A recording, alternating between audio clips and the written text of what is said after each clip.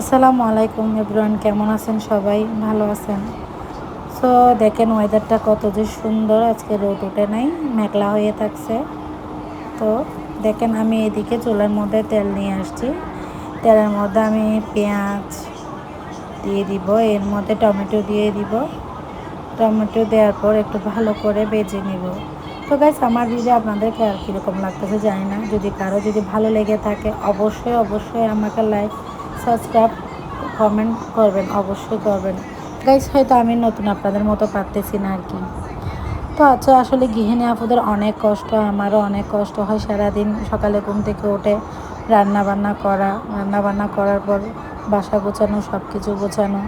তো আজকে আমি ওখানে কি রান্না করতেছি আপনাদের কাছে আনবো, ঠিক আছে? আজকে আমি মসুর ডাল ভাজি করব। তো আমার মসুর ডাল ভাজি করতে কীরকম করে ভাজি করে আপনাদের আমার রেসিপিতে আপনাকে দেখাইছি।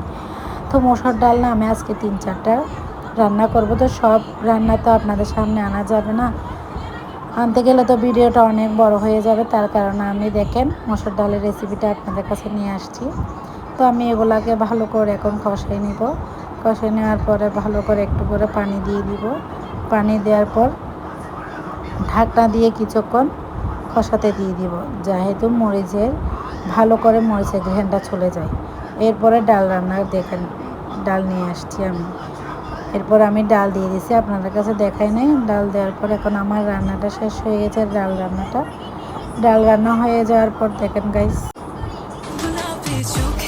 দেখেন এখানে আমার বাচ্চা টিকটক করতেছে ওর আন্টির সাথে। ও অনেক দুষ্টামি করতেছে। তো রান্না বান্না করার ফাঁকে ফাঁকে আমি একটু রুমে আসছি, বাচ্চাদেরকে দেখতেছি, ঘর গোছাচ্ছি, ঘরের অনেক কাজ।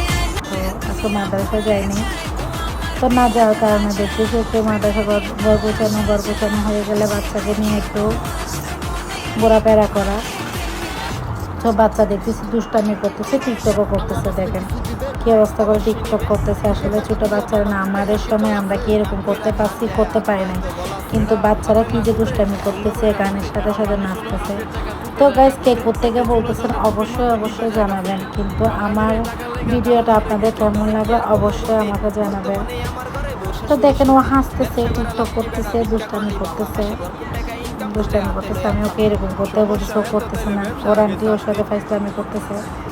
তো আসলে ছোটো বাচ্চা বাসায় না থাকলে না, বাসাটা অনেক ফাঁকা লাগে। ছোটো বাচ্চারা বাসায় থাকলে বাসার মধ্যে অনেক ভালো লাগে। তো ওদের সাথে টাইমটা পাস হয়ে যায়। যা হোক না কেন, এর পাশাপাশি আমার রান্না সব কিছু শেষ হয়ে গেছে। তো রান্না শেষ হওয়ার পর দেখেন আমি কি রান্না করছি আপনাদেরকে দেখাচ্ছি। ডাল রান্না করছি, মাছ রান্না করছি, মাছের মাথা রান্না করছি, কাঁকড় রান্না করছি। এগুলো রান্না করার পর অবশেষে খেয়ে ফেলবো। খাওয়ার পরে বাচ্চাকে নিয়ে মাদ্রাসায় চলে যাব, সন্ধ্যার টাইমে প্রাইভেটে নিয়ে যাব। তো দেখেন ওকে প্রাইভেটে নিয়ে যাচ্ছে, আমরা হাঁটতেছি, হেঁটে হেঁটে প্রাইভেটে যাচ্ছি। ও বারবার পেছনে ফিরে তাকাচ্ছে, মামা আমাকে ভিডিও করিও না, আমাকে ভিডিও করিও না। ও লজ্জা পাচ্ছে। তো আমি বলতেছি না, তোমাকে ভিডিও করতেছি না, এমনিতে পেছনে ক্যামেরা দেখাচ্ছি আর কি। তো দেখেন আমরা মাদ্রাসায় চলে আসছি। মাদ্রাসায় আসার পর মাদ্রাসায় উঠে যাচ্ছি। ওকে এখন মাদ্রাসায় দিয়ে আমি বাইরে হয়ে যাব। তো গাইস, আমি বাইরে হয়ে গেছি মাদ্রাসা থেকে। দেখেন মাদ্রাসা থেকে বাইরে হয়ে বাইরের ওয়েদারটা দেখেন কত যে সুন্দর। আজকে রোদ ওঠে না, মেঘলা মেঘলা হাওয়া, একটু ভালো ঠান্ডা ঠান্ডা ভাব লাগতেছে, বাতাসও চালাচ্ছে। আসলে অনেক ভালো লাগতেছে ওয়েদারটা আজকে। তো কার কীরকম আজকে ওয়েদারটা লাগতেছে আমাকে অবশ্যই জানাবেন। আমার ভিডিও কেমন লাগছে আপনারা জানাবেন। গাইস ভালো থাকবেন, আসসালামু আলাইকুম।